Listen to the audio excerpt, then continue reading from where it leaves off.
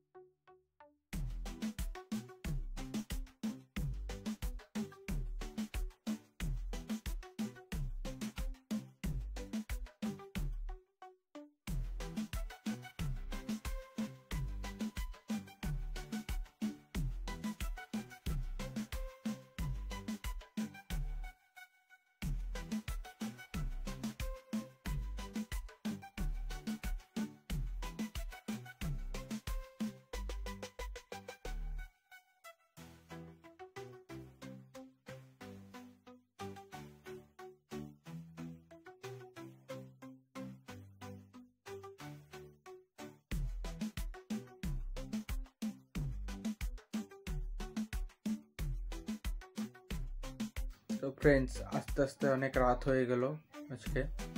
তো ভিডিওটা আর বড় করছি না, এখানে শেষ করছি। তো ভিডিওটা যদি আপনাদের ভালো লাগে একটা লাইক করবেন, চ্যানেলটাকে সাবস্ক্রাইব করবেন, আর বেশি থেকে বেশি ফ্রেন্ডসের সাথে শেয়ার করে দেবেন।